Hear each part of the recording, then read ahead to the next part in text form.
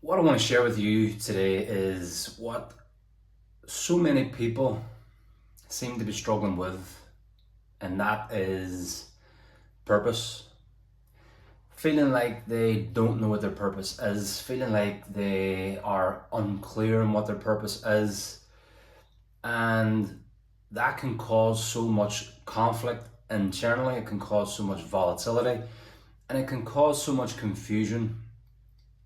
So, in order to understand purpose, it's important for me to teach you about values. My name is Seamus Fox. I'm a coach and mindset coach to CEOs and business owners. And I've been a coach for the last 20 years.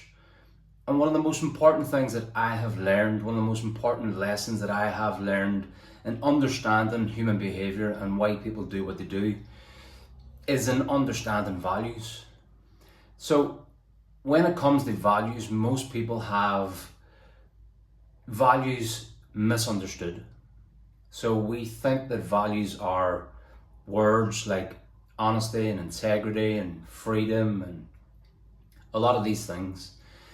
And while they are well meaning, they're not actually real human values. That's not what people are looking to actually fulfill. So when we feel like we don't have a purpose and when we feel that we're not on purpose, it's because we have a conflict of values.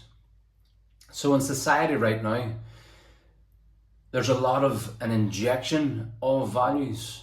This has happened from we were born right up to this present day. You have had an injection of other people's values. People tell you what you should do. You could be doing this, you should be doing that. That's called imperative language, and that means it's an injection of other people's values into you, which might not be necessarily what you find important. So if you have an injection of other people's values, then it clouds your judgment and it clouds you understanding who you really are. How do you find your authentic self? And this can a lot of the times make you feel like you don't know your purpose, or you aren't really clear on your purpose, or you're just completely conflicted in it. And you would be surprised at how many business owners, how many CEOs, how many people in life in general, people that I work with and coach and speak to, are unclear on what their real purpose is because of an injection a lot of the times of other people's values. So we have had teachers, we have had our parents, we have had authority figures, we have society, etc., telling us who we should be, what we should be doing, what's the most important thing that we can do to achieve success, let's say. And if we're constantly having that injection of values, then sometimes if it's not really that important to us, we can feel off purpose. We can feel that we don't have a purpose. Or we take 2 steps forward and 3 steps back. So when you're conflicted like that, when you're not really crystal clear on what your real values are, then you're always going to get that volatility. You'll get that volatility in your thoughts and your feelings and your behaviors. You'll feel distracted a lot of the times. There'll be hesitation, frustrations, procrastinations. And a lot of the times those words and those symptoms are actually feelings that get you realigned again with what's most important for you. They get you back to be yourself. So many times we'll look at those things and think that they're bad. I'm always procrastinating. I'm always sabotaging. I'm always feeling frustrated. I'm always hesitating and taking that step forward. But here's the thing.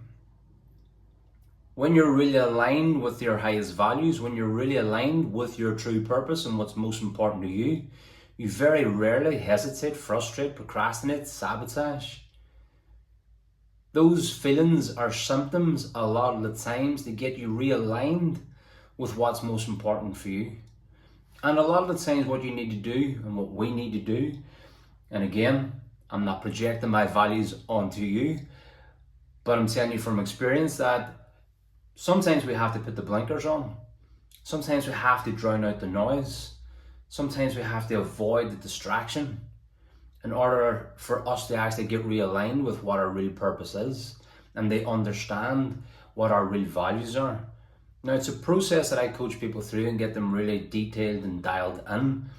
And once I do, It's like a light bulb moment a lot of the times. It's like something is switched for them. Sometimes it's like a weight off their shoulders that they can get to just be who they really want to be and who they really are at their core. So here's the thing. How do you know when you feel on purpose? What does that actually feel like? Can you remember what it feels like to be on purpose? What's that energy like? What's that emotion like? What are the actions like? What does that actually feel like? And for us to understand purpose, as I said at the start, we have to understand values. And as I said, a lot of the times people have values wrong. They don't really understand what they are. So your values are actually derived from your voids. So from the thing that you thought was missing most is what you actually really value most to try and fulfill what you thought was missing most. So again, this is really, really important, because if you think that your values are all these different types of words, or if you think that your value is, let's say, family, but then I get you to start to look at your life properly and I ask you specific questions and your values actually represent that business is number one, then you might feel like there's a bit of conflict there, because you might think that it should be family. And if you think that it should be family and you're not spending all that time with your family, but you're spending it on your business, then there's going to be internal conflict. But if I get you to see how your values actually benefit your family, and if you stepped into that value properly, most authentically, with inspired action, then you would feel like yourself, and there would be less guilt and there would be less conflict internally, and you would get to fulfill what's most important for you. Because here's something that I want to get across. If we don't live in our highest values, if we live in lower values, we can't feel like a high value person. You can't feel like a high value person if you're not being yourself. You can't feel like a high value person if you're living in other people's values. You can't feel confident, inspired. You can't feel like yourself if you're living in other people's values. So when we really begin to grasp this and understand this at a higher level, and this is what I teach people at a real high level, is they understand those intrinsic drivers, is they understand what are the voids that have actually shaped your values, so that you can start to connect them. And once you're able to connect these properly, then again, we start to take more momentum. So if you're feeling like you're not on purpose, if you're feeling like you haven't got a clear idea of what your purpose is supposed to be, and what I will actually say on this as well too is, your purpose doesn't have to be something that's life-changing. It doesn't have to be some astronomical vision. It doesn't have to be something that a lot of the time society tells you it should be when you understand your purpose and your passion and all these different things.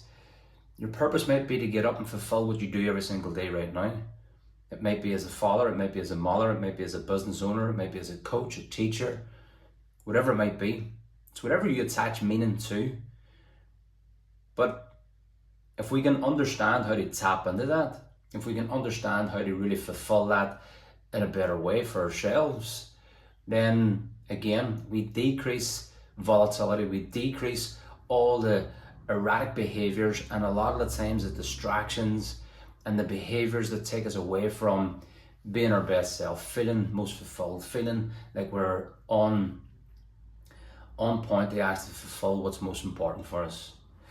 So, as I said, if you are feeling like you're not on purpose, then that's an actual good sign, because it means that something has to change. It means that you might need to deep dive a wee bit more into seeing what's most important for you. It might mean that you need to get realigned with your true values instead of living in somebody else's. It might mean that you need to get realigned with understanding what those voids are that you're trying to fulfill. And fulfillment means filling full in mind. If you break down fulfillment, ment is Latin for mind, it means filling full in mind.